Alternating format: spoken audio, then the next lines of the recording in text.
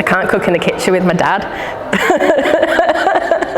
I learned how to cook so much from him, but I can't cook in the kitchen with him. He's actually been here before, and I've had to, there were some Italian words shared.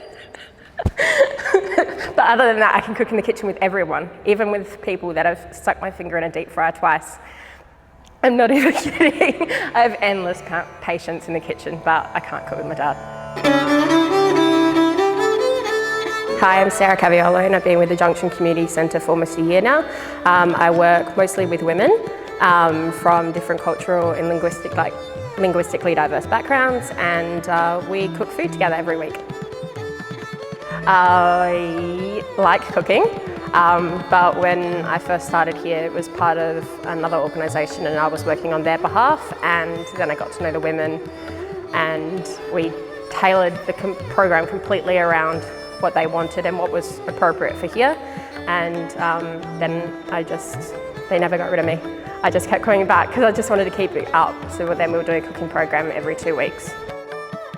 My family cook, and when I say my family, I say my dad's family. I come from an Italian background on that side, so cooking is part of our culture.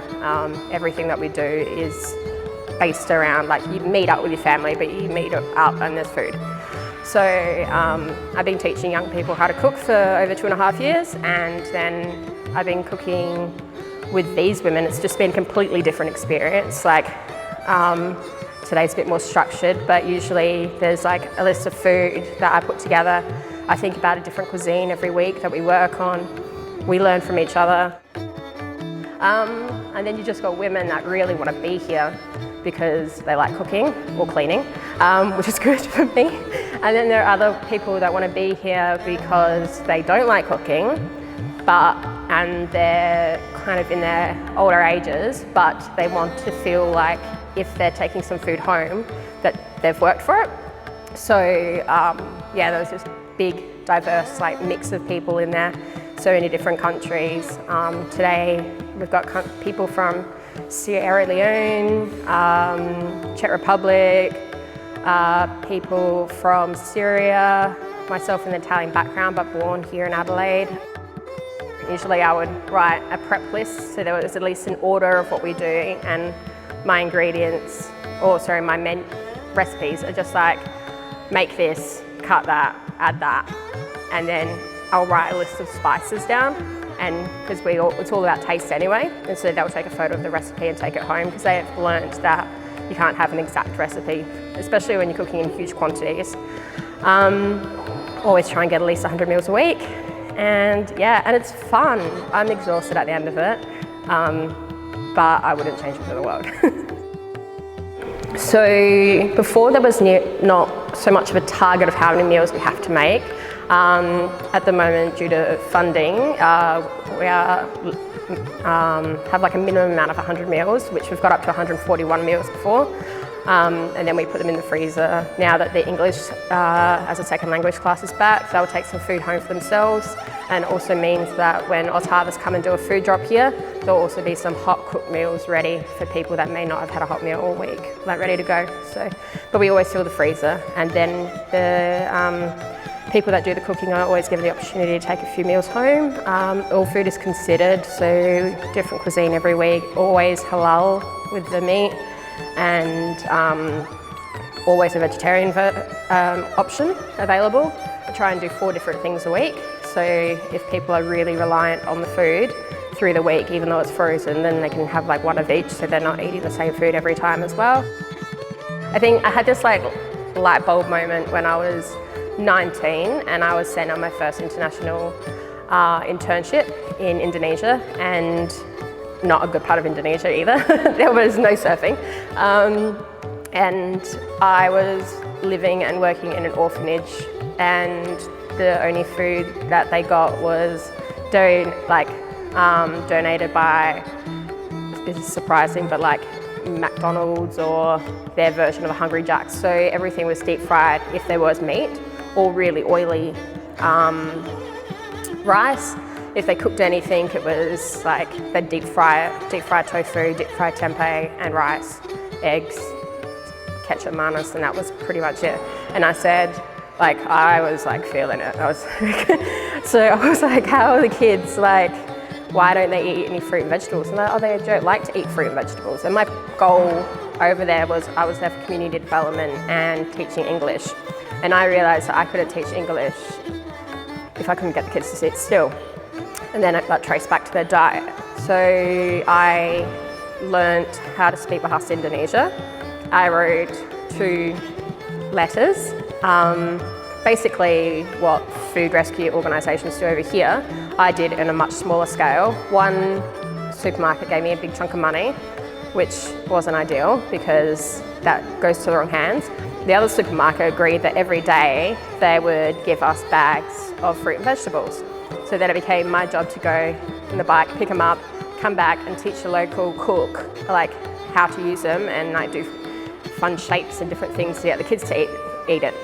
And I can still say I'm still in contact with that organisation, and they still have the relationship with the supermarket, and things have changed so much since then. And so that kind of got me started with food security, it's got me started with cooking and educating people about food, and I guess I continued studying more of the food security part of things, and then I went into like food rescue and teaching, and then they got into older age groups, and now I've done a bit of all of it. I just love it.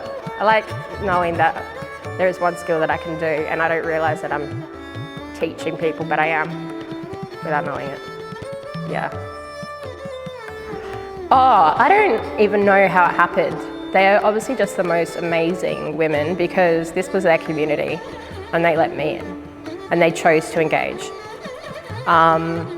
They also adopted Western time, not African time, which was really helpful to me as well when I'm on a deadline to get food out for 12 o'clock lunch.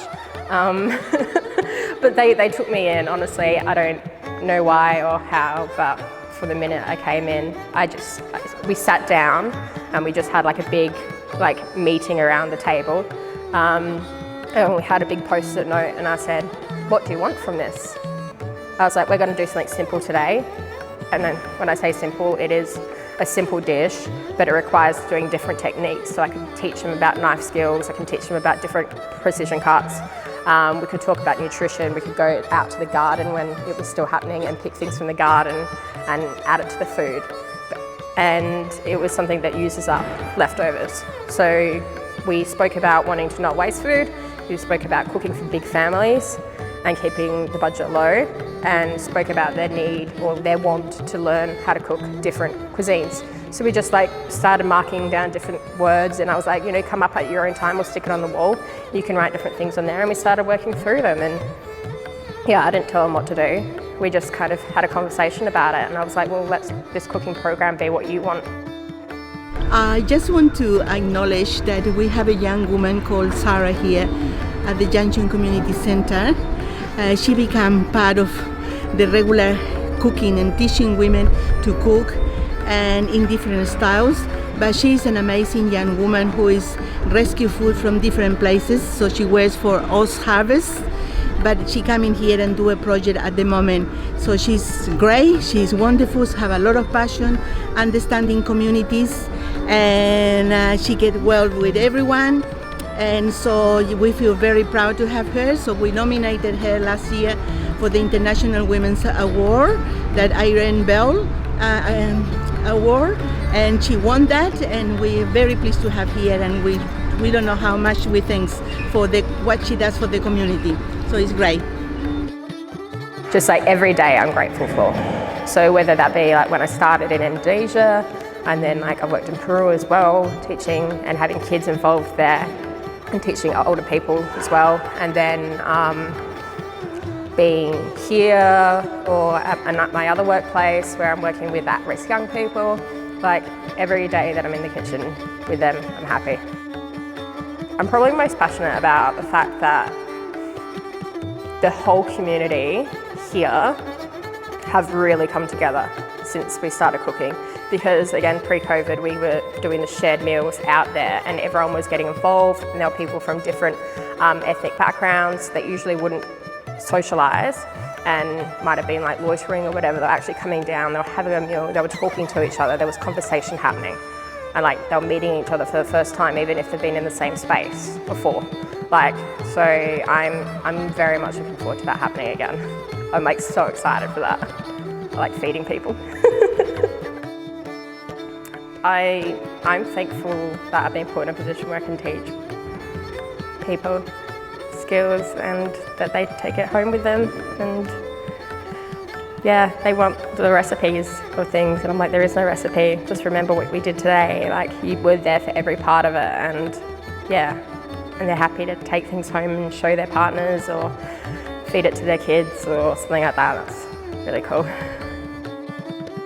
If things aren't exactly how you expected them to be, make them into something you want it to be and make a difference. So yeah, initiative, important. And say yes to every opportunity you get. That's another one.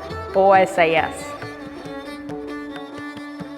But it's a community, and it's like not a community just in the sense of the word, but it's a real community here. So yeah, if you're in the area, you should come and meet some really lovely people.